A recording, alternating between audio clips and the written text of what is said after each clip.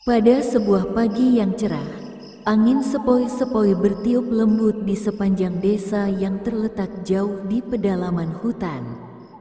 Desa ini, bernama Desa Waringin, adalah tempat yang sangat terpencil. Jika Anda berusaha mencari desa ini di peta, Anda mungkin akan kesulitan menemukannya. Jalan satu-satunya yang menghubungkan Desa Waringin dengan dunia luar adalah jalan tanah yang berliku-liku dan penuh dengan bebatuan besar, yang membuat perjalanan sangat menantang.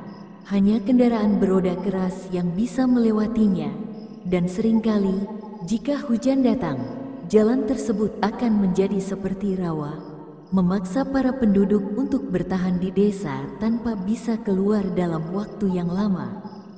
Penduduk desa Waringin hidup dengan cara yang sangat sederhana.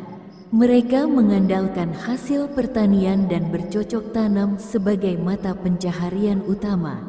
Hutan yang mengelilingi desa mereka menjadi sumber kehidupan sekaligus misteri yang terus hidup dalam cerita-cerita mereka. Pohon-pohon besar, terutama pohon beringin yang menjulang tinggi di tengah desa, menjadi lambang keberadaan desa itu. Setiap rumah di desa dibangun dengan menggunakan bahan-bahan alamiah seperti bambu dan kayu yang diperoleh dari hutan sekitar. Rumah Pak Ardi dan keluarganya adalah salah satu yang paling tua di desa. Dinding rumahnya yang terbuat dari bambu sudah mulai lapuk dimakan usia, tetapi ada kenyamanan tersendiri di dalamnya. Pak Ardi adalah seorang pria yang tegas dan bijaksana, dikenal sebagai kepala keluarga yang bertanggung jawab. Ia bekerja sebagai petani yang menanam padi dan sayuran di ladangnya. Bu Sari, istrinya, adalah wanita yang penuh kasih dan selalu menjaga keharmonisan keluarga mereka. Mereka memiliki dua anak, Ria yang berusia 12 tahun dan Danu yang berusia 9 tahun. Keduanya ceria dan sangat suka bermain di hutan sekitar desa, di mana mereka sering menjelajah dan menemukan berbagai hal menarik. Namun, meskipun kehidupan mereka tampak damai, ada sebuah rahasia yang tidak diketahui oleh banyak orang. Pohon beringin yang terletak di tengah desa memiliki cerita yang sangat mengerikan. Bahkan di kalangan orang dewasa, sering terdengar desas-desus tentang kejadian-kejadian aneh yang pernah terjadi di sekitar pohon tersebut. Katanya, pohon itu bukanlah pohon biasa. Menurut cerita yang beredar dari generasi ke generasi, pohon beringin itu sudah ada sejak zaman nenek moyang mereka, jauh sebelum desa ini didirikan. Ada kepercayaan bahwa pohon itu adalah tempat bersemayamnya roh-roh jahat yang menjaga batas antara dunia manusia dan dunia gaib. Konon, siapapun yang berani mendekatinya saat malam hari akan merasakan kehadiran makhluk halus yang bersembunyi di balik pepohonan, siap mengintai dan mengganggu mereka yang melanggar larangan tersebut. Pak Ardi sendiri, meskipun tidak terlalu mempercayai mitos tersebut, selalu mengingatkan anak-anaknya untuk tidak bermain terlalu dekat dengan pohon itu setelah matahari terbenam. Ada hal-hal yang lebih baik tidak kita ketahui.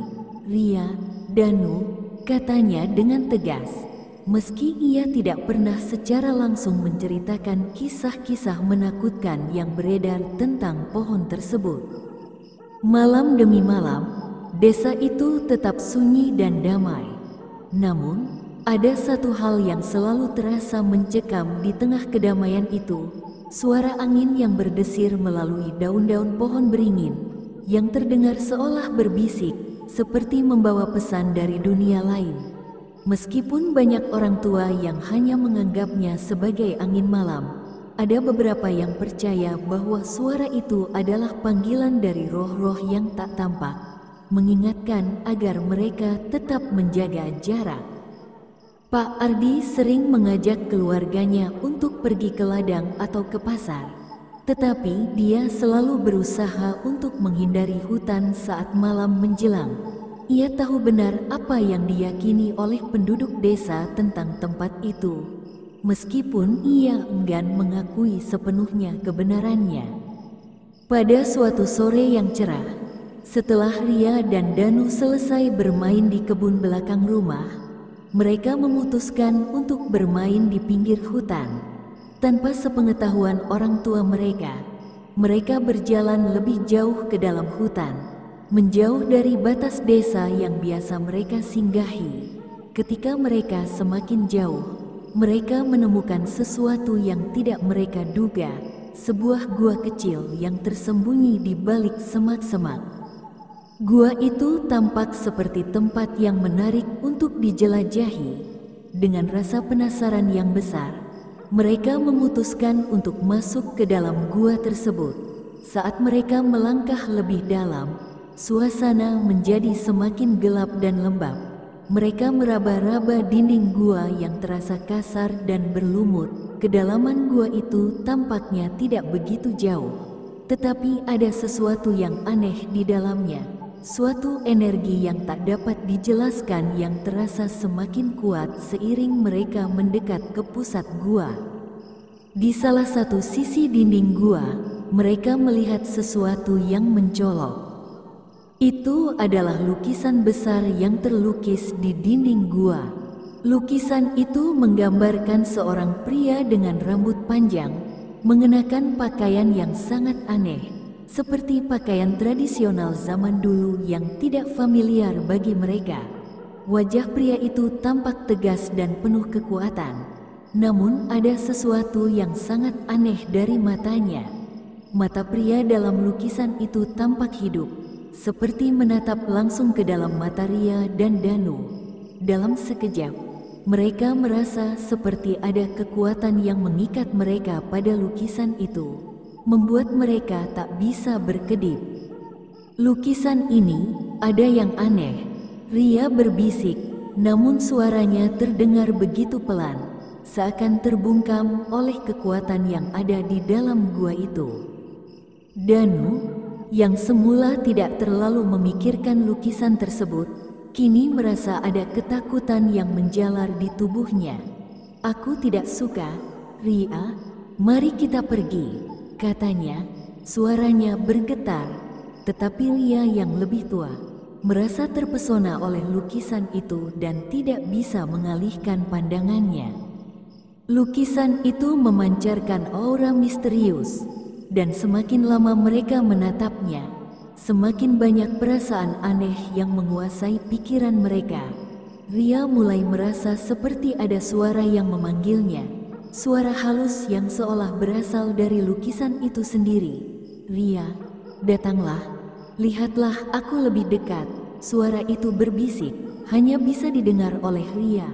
Danu yang merasa ketakutan mencoba menarik tangan Ria, tetapi Ria seakan-akan tidak mendengarnya.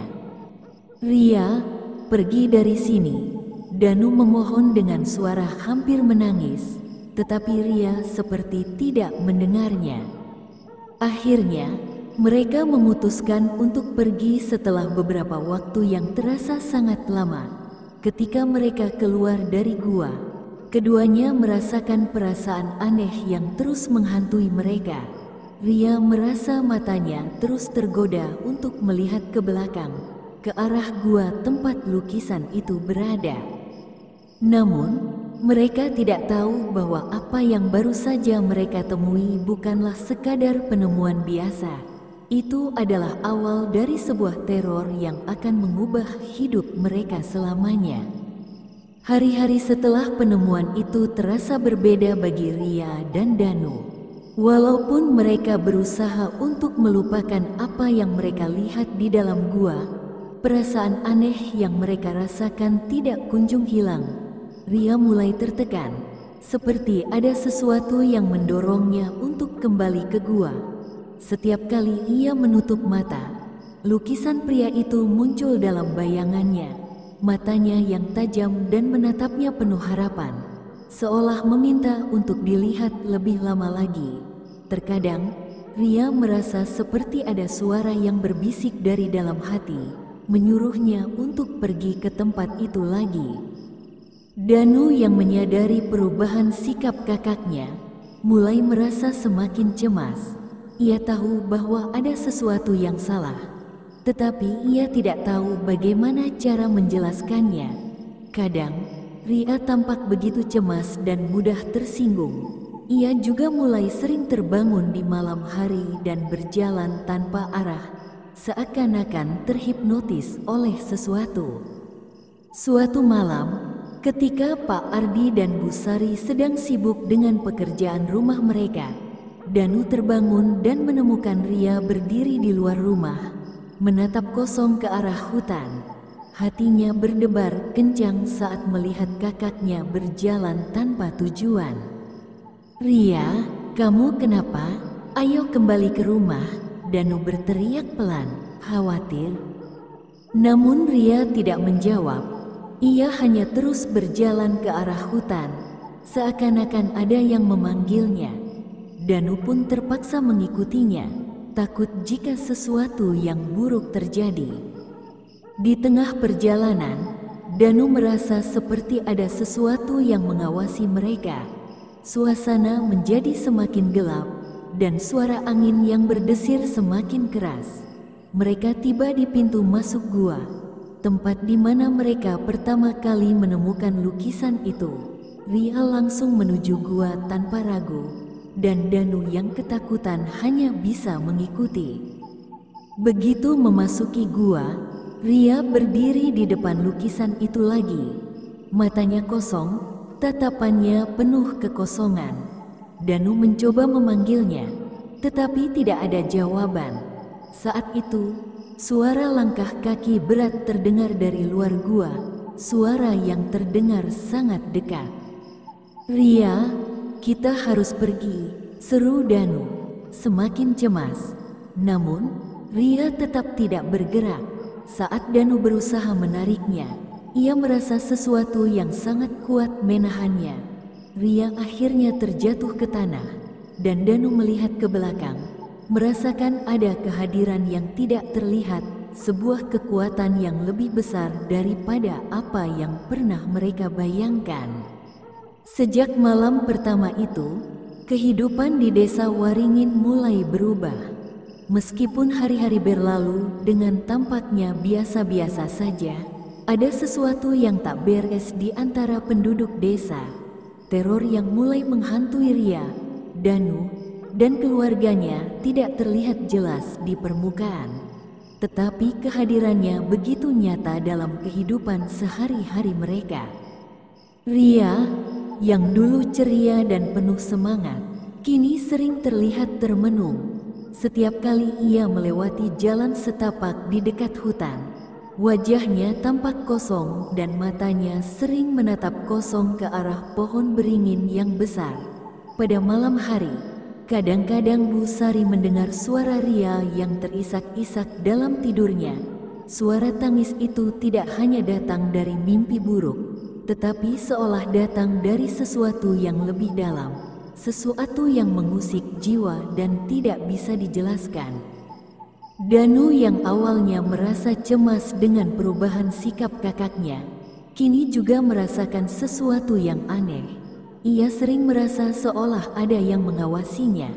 Bahkan saat ia sedang bermain di halaman rumah, di suatu sore yang terik, saat Danu sedang bermain bola di kebun belakang rumah, ia merasakan ada kehadiran yang menyertainya. Ketika ia menoleh, ia hanya melihat bayangannya sendiri. Tetapi perasaan itu tetap membekas, seolah-olah ada seseorang yang mengintai dari balik pepohonan di kejauhan. Pada suatu malam yang sunyi, suasana di rumah Pak Ardi tiba-tiba berubah mencekam.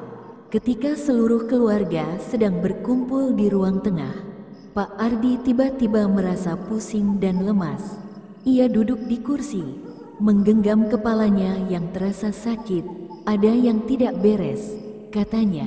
Suaranya terdengar pelan, seakan tertahan oleh suatu kekuatan yang tak tampak. Rasanya seperti sesuatu sedang menarikku ke dalam kegelapan. Bu Sari yang panik segera memberikan obat pereda sakit kepala. namun rasa pusing Pak Ardi tak kunjung reda. Pada saat itu, Danu melihat sesuatu yang sangat aneh. Di jendela rumah, bayangan sosok yang tinggi besar tampak melintas. Bayangan itu tampaknya berjalan dengan langkah berat, seperti seseorang yang terbalut dalam kegelapan. Danu berlari ke jendela untuk melihat lebih jelas, tetapi tak ada apa-apa di luar. Semua terlihat tenang, dan hanya angin yang berhembus perlahan membawa aroma tanah yang lembab. Namun, keesokan harinya, keadaan Pak Ardi semakin memburuk. Ia mulai mengalami demam tinggi, dan matanya tampak lelah seolah-olah tidak cukup tidur selama berhari-hari. Bu Sari khawatir.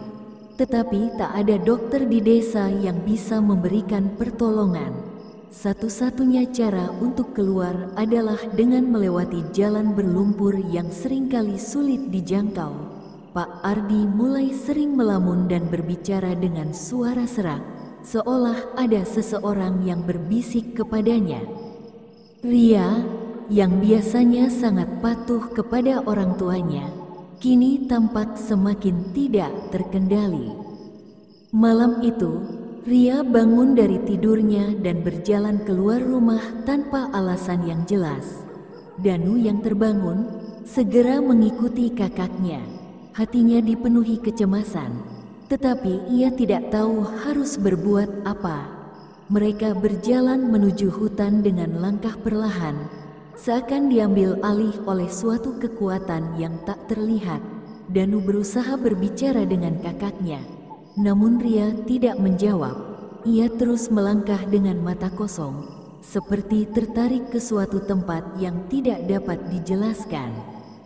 Setelah beberapa saat berjalan, mereka akhirnya tiba di gua tempat pertama kali mereka menemukan lukisan itu. Begitu Ria melangkah masuk, Danu merasa ada sesuatu yang menghalangi langkahnya.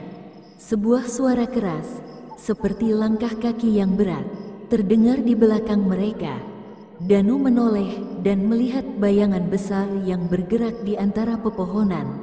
Suara itu semakin mendekat, dan saat Danu berbalik, ia melihat sosok pria besar yang berdiri di ujung gua, menatap mereka dengan mata yang tajam dan penuh kemarahan.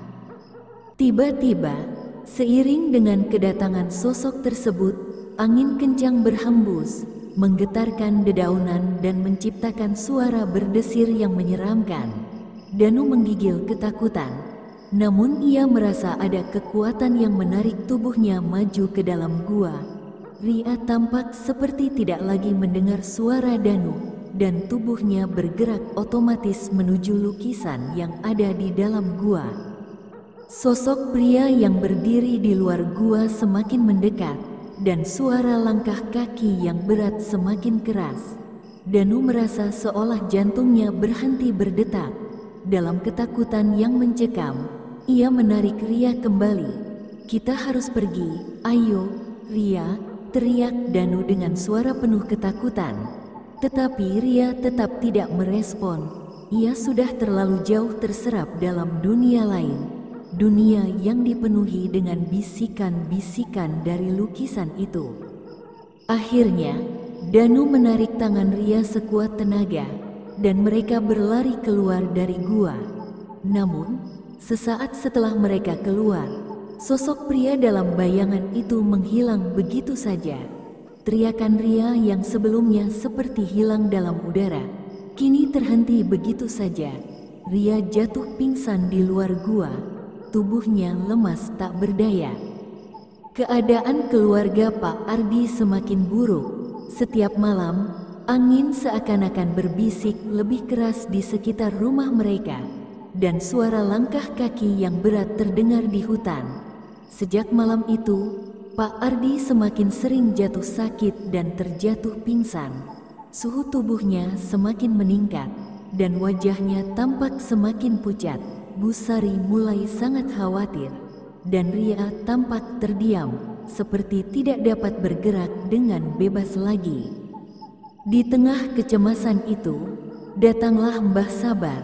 seorang sesepuh desa yang sangat dihormati. Mbah Sabar dikenal memiliki pengetahuan tentang legenda dan cerita-cerita kuno yang ada di desa tersebut. Ia datang ke rumah Pak Ardi setelah mendengar tentang keadaan yang semakin memburuk. Mbah Sabar duduk di dekat api unggun di depan rumah Pak Ardi dan mulai berbicara dengan suara berat.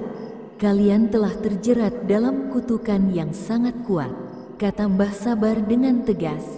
"Lukisan itu bukanlah sekadar karya seni. Itu adalah jebakan yang dipasang oleh seorang dukun jahat zaman dulu yang ingin memerangkap jiwa-jiwa yang datang. Siapapun yang melihat lukisan itu akan terikat oleh roh jahat yang ada di dalamnya." Mbah Sabar melanjutkan, "Lukisan itu adalah alat dari seorang dukun yang dulu sangat kuat. Ia menjebak banyak orang dengan menggunakan kekuatan gaibnya, dan setiap orang yang melihat lukisan itu akan menjadi bagian dari dunia lain yang kelam, dunia yang tidak bisa dipahami oleh manusia biasa. Kekuatan yang ada dalam lukisan itu tidak bisa dihancurkan begitu saja, kecuali dengan pengorbanan yang besar." Dengan suara pelan, Mbah Sabar berkata, "Hanya dengan membakar lukisan itu di tempat asalnya, di dalam gua itu, kutukan ini bisa dihentikan. Tetapi untuk melakukan itu, kalian harus siap menghadapi kekuatan yang lebih kuat daripada kalian. Setiap langkah yang diambil akan membawa risiko besar." Pak Ardi yang terbaring lemah hanya bisa mengangguk lemah, seakan mengerti bahwa satu-satunya cara untuk menyelamatkan dirinya dan keluarganya adalah dengan mengikuti nasihat Mbah Sabar. Ria, meskipun masih tertegun dan tidak bisa sepenuhnya sadar, merasa ada semacam dorongan dalam dirinya untuk mengikuti kata-kata Mbah Sabar. Dengan tekad yang bulat, mereka memutuskan untuk pergi ke gua malam itu juga. Mbah Sabar, yang sudah tua dan tidak sekuat dulu, hanya bisa memandu mereka dari kejauhan. "Jangan biarkan ketakutan menguasai kalian. Ingat, hanya dengan berani menghadapi kegelapan, kalian bisa mengalahkan kekuatan ini," ujar Mbah Sabar. Suaranya berat oleh usia dan pengalaman yang panjang. Mereka berangkat menuju gua itu dengan hati penuh kecemasan.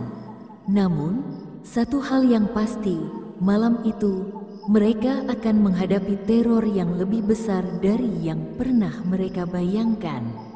Malam itu, meskipun bulan bersinar terang di langit, suasana hutan sekitar desa Waringin terasa sangat gelap dan mencekam. Suara alam yang biasa terdengar damai kini berubah menjadi suara-suara aneh yang membuat hati siapapun yang mendengarnya menjadi waspada.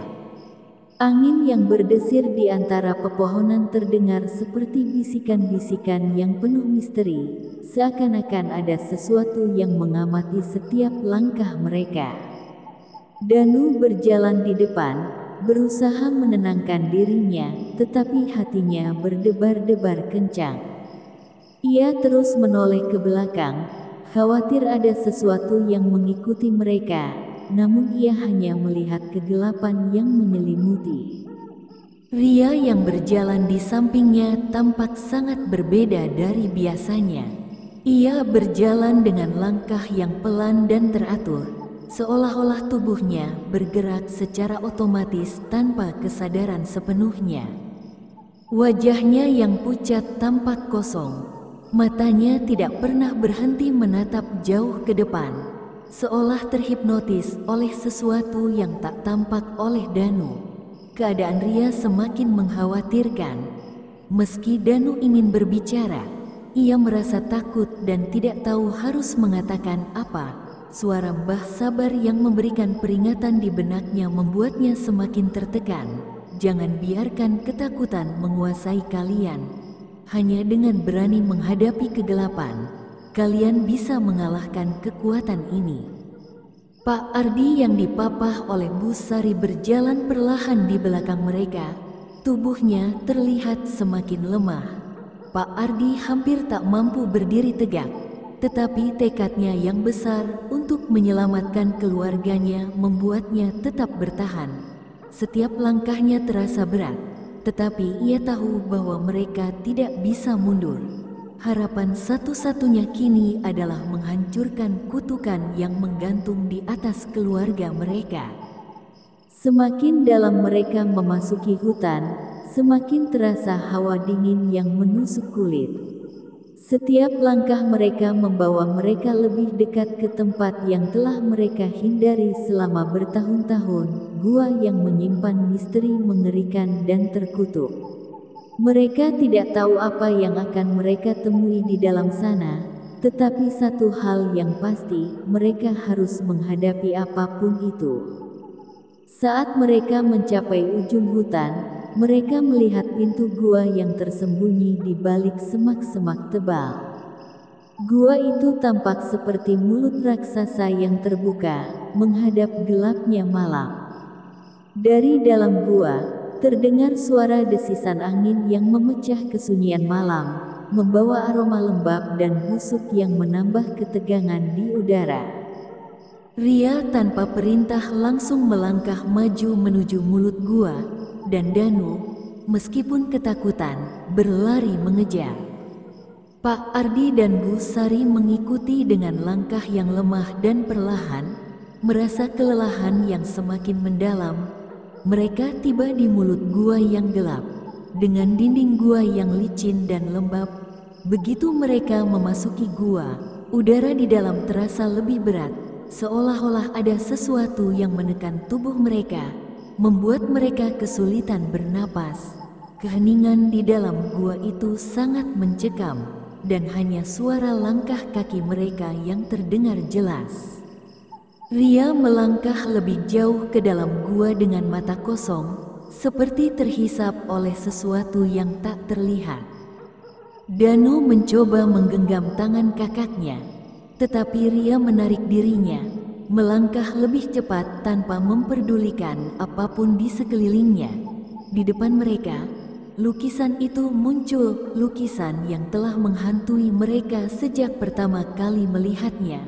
Pria dalam lukisan itu tampak lebih hidup dari sebelumnya. Matanya yang tajam kini seolah menatap langsung ke dalam jiwa mereka. Danu merasa pusing, dan tiba-tiba sebuah suara keras menggelegar di telinganya. "Ria, jangan, kita harus pergi," Danu berteriak, berusaha menarik kakaknya kembali. Tetapi ia tak bisa menggerakkan tubuh Ria. Ria malah melangkah lebih dekat ke lukisan itu, seakan-akan roh dalam lukisan itu memanggilnya. Pak Ardi yang terengah-engah berusaha menyuarakan peringatannya, namun suaranya terhenti saat ia merasakan sesuatu yang aneh di dalam tubuhnya. Ada semacam kekuatan yang menjalari tubuhnya, membuatnya merasa semakin lemah. Tanpa mereka sadari, sosok yang ada di dalam gua itu mulai bergerak. Langkah kaki berat yang sudah mereka dengar sejak tadi kini semakin dekat, membuat mereka semakin terperangkap dalam kegelapan gua itu. Danu merasakan kehadiran yang sangat kuat, jauh lebih menakutkan daripada sebelumnya. Itu bukan hanya suara atau angin, tetapi suatu entitas yang begitu nyata dan jahat. Ia menoleh ke belakang dan melihat bayangan besar yang mendekat.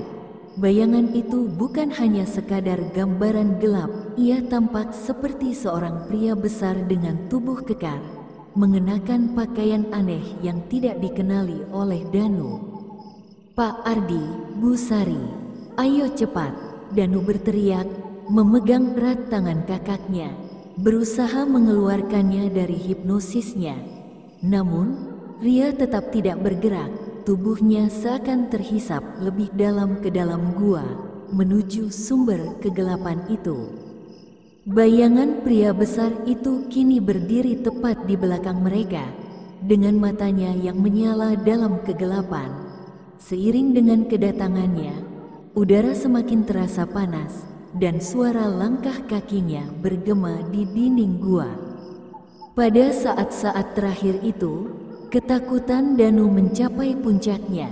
Semua yang dia dan keluarganya hadapi sejak pertama kali memasuki gua ini kini terasa begitu nyata.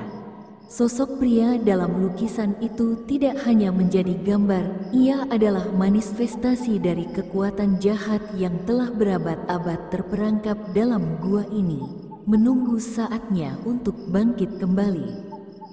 Danu menggenggam tangan Ria lebih erat, tetapi Ria seakan tak merasakannya. Seolah-olah seluruh kesadarannya telah terserap oleh entitas jahat dalam gua ini. Suara bisikan kembali terdengar di telinga Danu. Suara itu datang begitu jelas dari dalam lukisan. Kalian tidak bisa keluar. Dunia ini adalah dunia kami.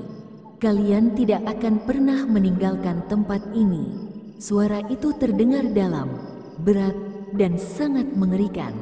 Setiap kata seolah menggema dalam jiwa mereka. Dengan segenap kekuatan, Danu berteriak sekali lagi, "Ria, bangun, kamu harus bangun." Namun, Ria hanya berdiri, tubuhnya kaku dan matanya kosong.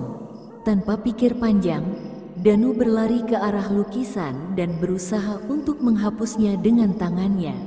Namun, saat tangannya menyentuh lukisan, rasa panas yang membakar tubuhnya membuatnya mundur terjatuh. Di saat yang bersamaan, sosok pria besar itu maju dan menatap mereka dengan tatapan yang penuh kebencian. "Apa yang kalian lakukan di sini?" Suara pria itu menggelegar. Dan seluruh gua bergetar hebat. Ria, yang terjebak dalam dunia lain, tidak bisa merespon apapun. Saat itulah, Pak Ardi yang sudah sangat lemah, terjatuh di dekat kaki lukisan. Dengan suara yang hampir tak terdengar, ia berkata, "Hancurkan lukisan ini, Danu. Itu satu-satunya cara untuk menghentikan semua ini. Jangan biarkan kami terus terperangkap." Matanya yang kosong penuh dengan rasa takut, namun juga sebuah pengharapan. Danu melihat ke sekeliling, tubuhnya mulai gemetar. Ia tahu bahwa hanya dengan menghancurkan lukisan itu, kutukan ini akan berakhir. Tetapi ia tidak tahu apa yang akan terjadi setelahnya. Apa yang akan terjadi jika lukisan itu benar-benar dihancurkan? Apa yang akan terjadi jika kekuatan jahat itu terlepas? Namun, dengan tekad yang bulat, Danu tahu bahwa ini adalah satu-satunya cara untuk menyelamatkan kakaknya dan keluarganya. Ia mendekatkan tangannya sekali lagi pada lukisan itu. Ketika jarinya menyentuh permukaan lukisan, sebuah ledakan energi yang luar biasa menyapu seisi gua. Gua bergetar hebat, dan cahaya yang menyilaukan muncul dari dalam lukisan. Sosok pria besar itu berteriak keras, tubuhnya meleleh menjadi bayangan kabur yang menghilang. Saat itu juga, Danu merasa sebuah beban berat terangkat dari pundaknya. Semua suara dan bisikan berhenti, dan udara yang semula berat dan panas kini menjadi dingin dan sejuk. Dengan hancurnya lukisan tersebut, kutukan yang menjerat mereka perlahan-lahan mulai hilang. Ria yang sebelumnya tak bergerak, akhirnya kembali tersadar. Ia tampak bingung, namun lebih hidup dan bebas dari pengaruh buruk yang menguasainya. Keluarga itu, meskipun kelelahan dan ketakutan, akhirnya bisa keluar dari gua itu dengan aman. Namun, mereka tahu bahwa perjalanan mereka belum berakhir. Mereka telah menghadapi kegelapan yang tak terbayangkan dan berhasil keluar hidup-hidup, tetapi setiap langkah mereka setelah ini akan selalu terbayang oleh teror yang mereka alami malam itu. Mereka pulang ke desa, dan meskipun hidup mereka perlahan-lahan kembali normal, tidak ada yang bisa melupakan malam itu. Malam ketika mereka mengalahkan kekuatan jahat yang telah bersembunyi di dalam gua selama berabad-abad.